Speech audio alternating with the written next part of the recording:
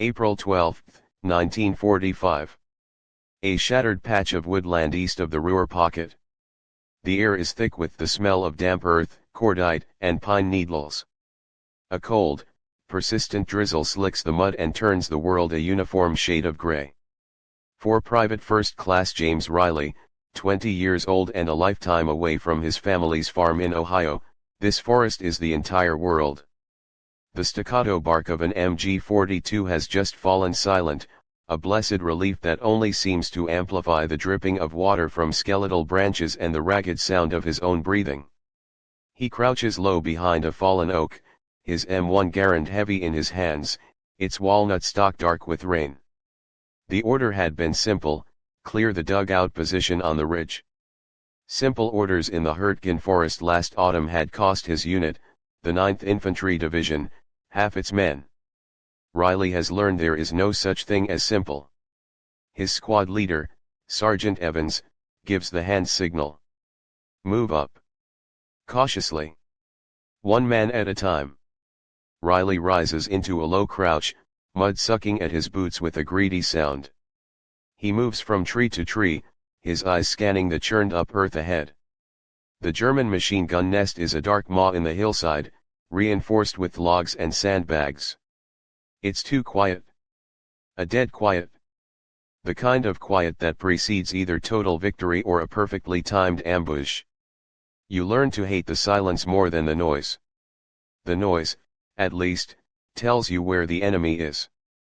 The silence lets your imagination do the work, and your imagination is always worse.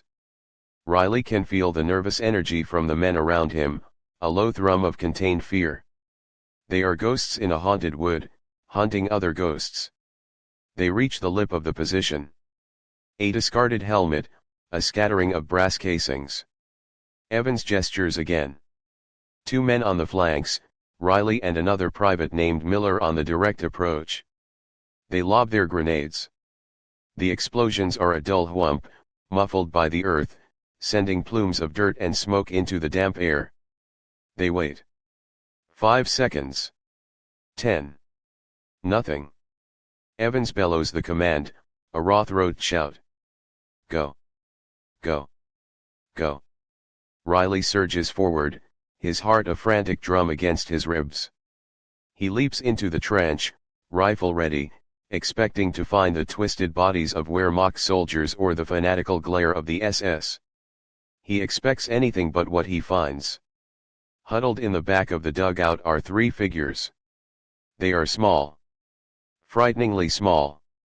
Their gray-green wool uniforms hang on them like sacks, the sleeves rolled up multiple times.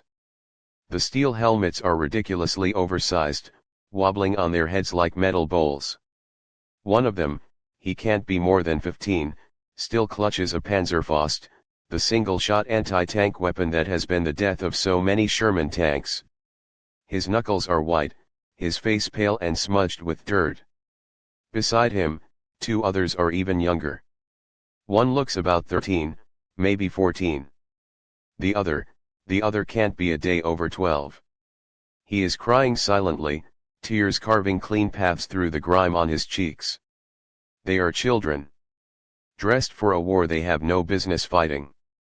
The 15-year-old, Klaus, tries to raise the Panzerfaust, his movements clumsy with fear and exhaustion. His lips tremble, mouthing a slogan he learned in a Hitler Youth meeting 1,000 years ago. Sieg oder Tod. Victory or death. But there is no victory in his eyes. Only terror. Sergeant Evans steps forward, his own face a mask of disbelief and weariness.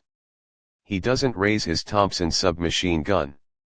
He just looks at the boy. Son, he says, his voice softer than Riley has ever heard it. Put it down. The boy, Klaus, stares back, his blue eyes wide, swimming with a confusion so profound it seems to swallow the fanaticism. He is a child playing a deadly game, and he has just realized the rules are real. PFC Riley lowers his own rifle slightly. The air is no longer electric with combat tension, but thick with a strange, sickening pity. He looks from the deadly weapon to the trembling boy holding it, to the even smaller child weeping beside him. The last defenders of the Third Reich. What in God's name, he thinks, are we supposed to do with them? The journey from the front line is a blur of motion and sound, a disorienting collage of a collapsing world. For Klaus, the forest had been the last place where the rules, however terrible, were still clear. You fought, you obeyed, you died. But this new reality has no rules, he understands. The Americans did not shoot them. They took the Panzerfaust from his hands with a strange gentleness and led him and his younger brother, Dieter, out of the dugout. Now they are part of a vast, snaking column of grey uniforms, a river of defeated men flowing west. The guards are not the horned monsters from the posters drawn by Dr. Goebbels' artists. They are just men. Young men like PFC Riley, old men like Sergeant Evans, their faces etched with a fatigue that seems to cross any language barrier. They chew gum. They smoke cigarettes, the smell of American tobacco sweet and foreign. They are marched to a collection point in a muddy field beside a ruined village. Thousands of prisoners are gathered here, a sprawling city of despair. There are old men from the Volkssturm, the People's Militia, their civilian coats barely concealing their age and fear. There are hardened soldiers from the Wehrmacht, their faces grim and stoic. And there are boys. So many boys. All of them with the same lost look as Dieter, a look that says everything they have ever been told is a lie. The sky is a vast, indifferent gray.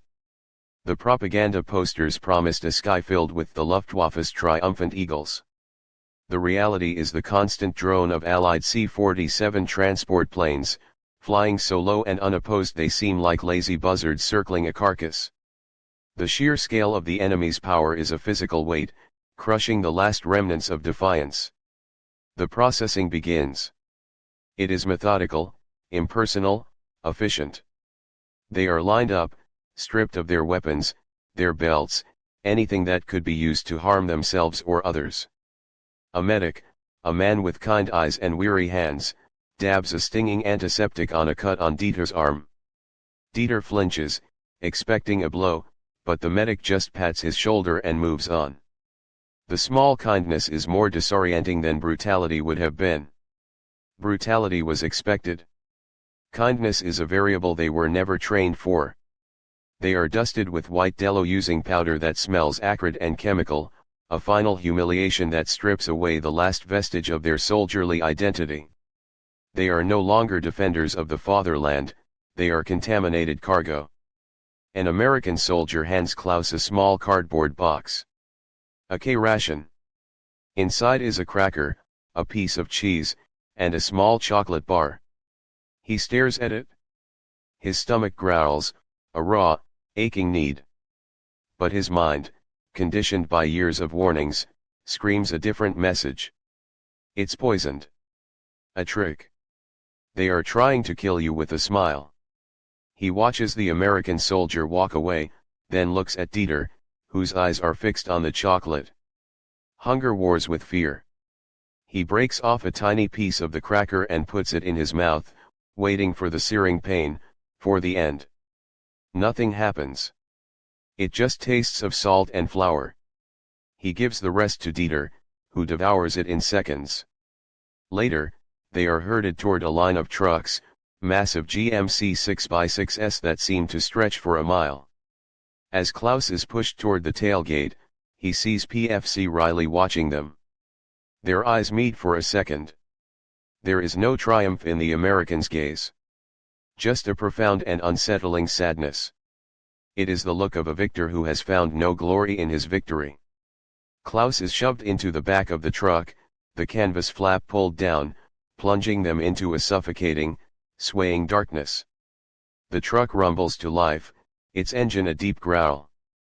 They are packed in so tightly they can barely move, the air thick with the smell of wet wool, sweat, and fear. Dieter presses close to him, trembling. "Where are they taking us?" he whispers, his voice small and thin. Klaus has no answer. The promises of glory, of a 1,000-year Reich, of a heroic death, have all turned to ash in his mouth. Now there is only the darkness, the rumbling of the engine, and the terrifying, absolute uncertainty of what comes next. The truck journey ends at a railway siding, where a train of boxcars waits under a steady, miserable rain. The words stenciled on the side, 40 hom/HVO, mean nothing to Klaus, but the implication is clear. They are being moved like livestock. The doors slide shut with a deafening clang of finality, and for days, the world is reduced to the rhythmic clatter of wheels on track, the groan of the carriage, and the slivers of a broken Germany seen through the cracks in the wooden planks.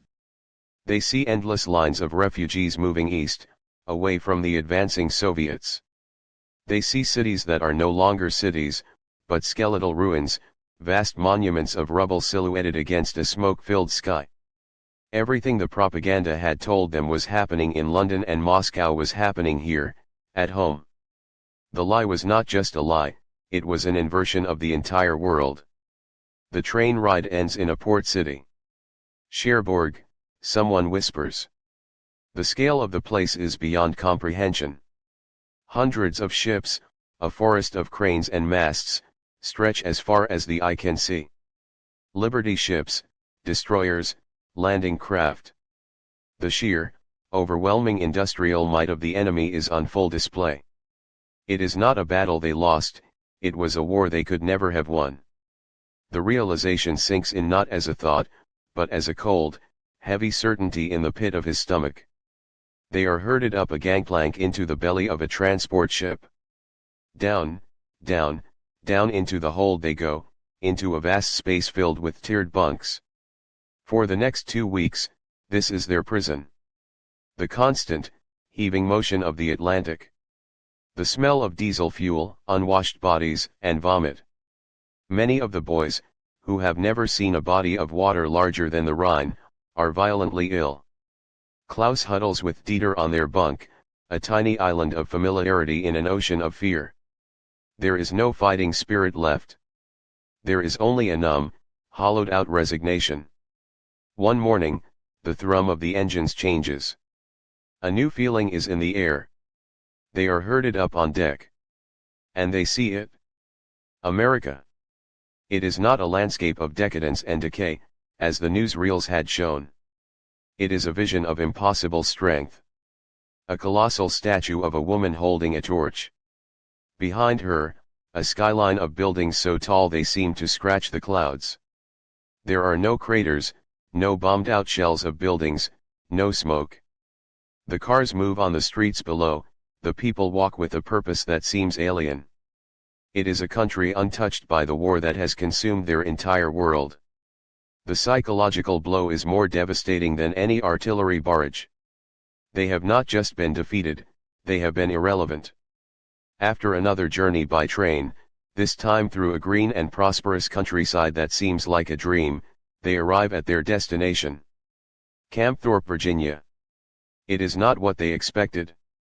There are fences, yes, but they are not the grim, oppressive barriers of a concentration camp. The barracks are clean and orderly, made of wood and tar paper. There is grass. There are trees. It looks more like a summer camp than a prison. Waiting for them is a U.S. Army major. He is tall, with gray at his temples, and his uniform is perfectly pressed. His name is Major Schmidt, and when he speaks, the boys flinch. He is speaking German. Perfect, unaccented German. You will be treated according to the regulations of the Geneva Convention, he says, his voice calm, devoid of anger or triumph. You will be given food, shelter, and medical care. You will work. You will follow orders. That is all. They are marched to a mess hall. The smell wafting from inside is agonizing. Hot food. Bread. Something sweet. They are lined up outside the door, a ragged platoon of boys in ill-fitting, borrowed U.S. Army fatigues, the letters PW stenciled in white on their backs. They are exhausted from the journey, disoriented by this clean, quiet, alien place. The guards gesture for them to go inside. No one moves. They stand frozen, their eyes cast down. For years, every single action has been dictated by a shouted order, a whistle, a bell. Their minds have been trained to await command, to suppress all initiative. Here, in this strange, quiet camp, faced with the simple invitation to eat, they are paralyzed. They do not know the rules. They are prisoners of a discipline that has outlived the army that enforced it, trapped in the grammar of fear. The silence stretches, becoming thick and heavy in the Virginia humidity. The American guards, mostly young GIs who would rather be anywhere else, shift their weight, confused by the inertia. They see a line of defeated enemy boys who refuse to eat. It makes no sense. But Major Schmidt understands. He sees not defiance, but a profound and terrifying paralysis. These are not just prisoners of war, they are the products of a system that meticulously dismantled the individual, replacing personal will with collective, reflexive obedience. To act without a direct, shouted command is a transgression they have been conditioned to fear more than death. He walks slowly along the line, his footsteps the only sound. He stops in front of Klaus, who keeps his eyes fixed on the gravel at his feet. Jet Heinian, Schmidt says, his voice quiet but firm. Go inside. The command, spoken in their own language, breaks the spell. Like automatons, the boys begin to shuffle forward, their movements stiff and hesitant. They enter the mess hall in a single file line, their boots scuffing softly on the clean wooden floor. The room is brightly lit, filled with long tables and benches. The air is warm and smells of stew and fresh baked bread. It is an assault on the senses, a stark contrast to the thin, watery soup and stale black bread that has been their sustenance for months. At the head of the line, army cooks, burly men with white aprons over their uniforms, slop generous portions of beef stew onto metal trays. They add a piece of cornbread, a ladle of peaches, and a carton of milk. At the very end of the line, a corporal places a single, bright orange on each tray. An orange. Klaus has not seen an orange in 5 years. He takes the tray. It feels heavy, impossibly bountiful. He finds a place at a bench, Dieter sitting so close beside him their shoulders touch. He looks down at the food. The steam from the stew warms his face. His stomach cramps with a hunger so intense it is almost painful. But he does not eat. No one does. They sit in perfect silence, backs straight, hands in their laps, staring at the trays in front of them as if awaiting a final, crucial instruction. They are waiting for the order to begin eating. PFC Riley, reassigned to camp duty after receiving a shrapnel wound in his leg, stands guard by the door. He watches the bizarre scene, a strange mix of pity and frustration churning inside him. They're just kids. Why won't they just eat? He sees the youngest boy, Dieter, staring at his tray. But his gaze is not on the stew or the bread. It is fixed on a small square of Hershey's chocolate that a cook had added as an afterthought. Dieter's eyes are wide with a desperate, childlike longing.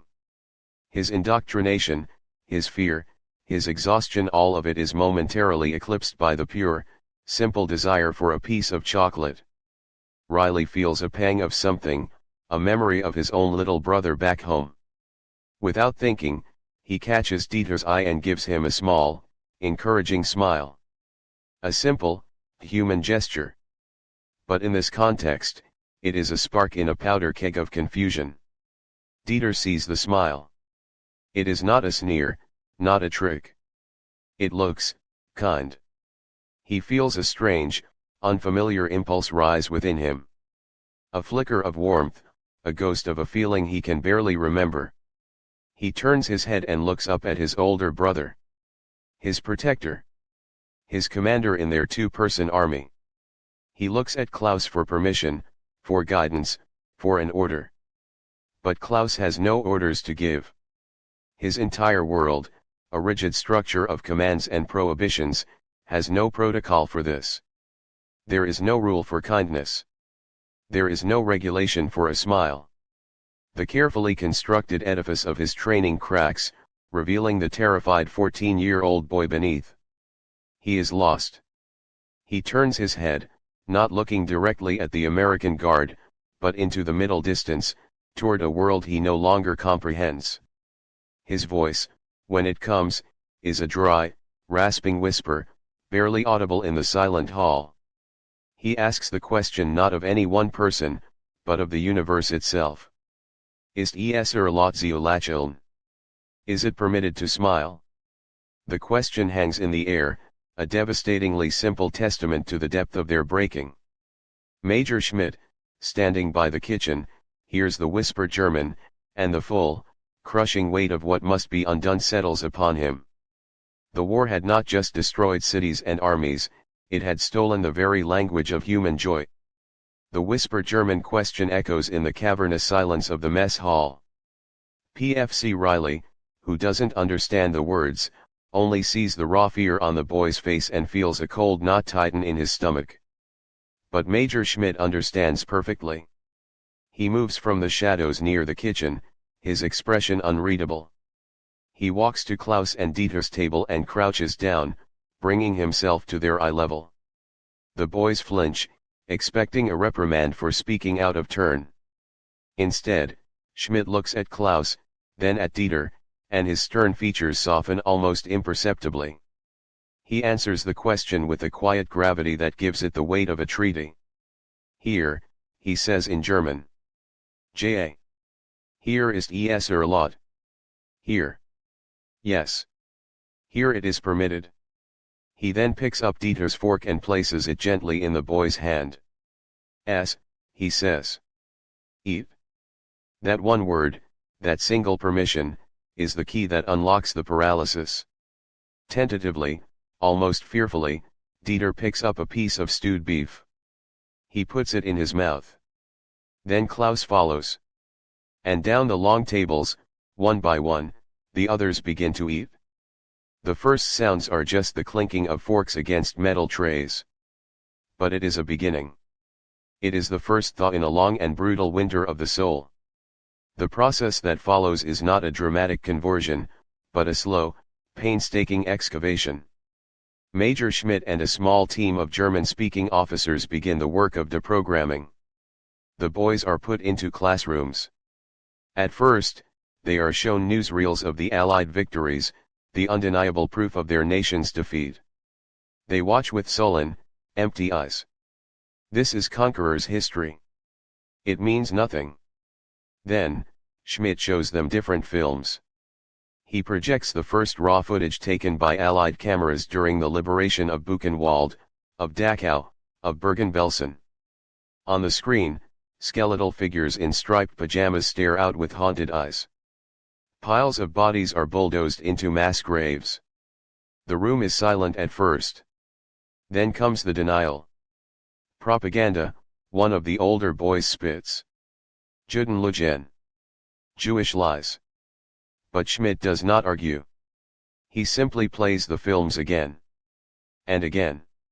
He brings in German-American interrogators who sit with the boys, not to grill them for intelligence, but to talk. To ask them about their homes, their families, what they were taught, and why. Slowly, painfully, the cracks in their certainty begin to widen into fissures. The images on the screen are too horrific, too real, to be fake. The idea that they were fighting for something noble begins to crumble, replaced by a sickening, terrifying shame. Their days are given a new structure. In the mornings, they work. They tend gardens, growing vegetables for the camp kitchen. They learn basic carpentry, repairing fences and barracks. The physical labor is grounding, the act of creation a quiet antidote to the destruction they have known. In the afternoons, there is mandatory recreation. At first, this is the most alien concept of all. A guard rolls a soccer ball onto a dusty field. The boys just stare at it. Play, for them, has always been a militarized activity: drills, war games, competitive exercises designed to weed out the weak. The idea of playing for fun, for joy, is a foreign language. PFC Riley, his leg now mostly healed, takes it upon himself to teach them. He kicks the ball around, showing them how to pass, how to shoot. They are clumsy, rigid, their movements still dictated by the parade ground. The breakthrough comes on a hot July afternoon. During a chaotic, stumbling game, Dieter, the smallest of them all, manages to kick the ball past a diving goalie. It is a clumsy goal, more luck than skill. But it is a goal. A moment of pure, unscripted success. And from Dieter's throat erupts a sound that no one in the camp has heard from him before, a laugh. A real, spontaneous, high-pitched peal of laughter. The sound is so shocking that the game stops. Everyone turns to look at him. Dieter's own eyes go wide, as if startled by the sound he himself has made. Then, another boy snickers. And another. A ripple of hesitant chuckles spreads across the field.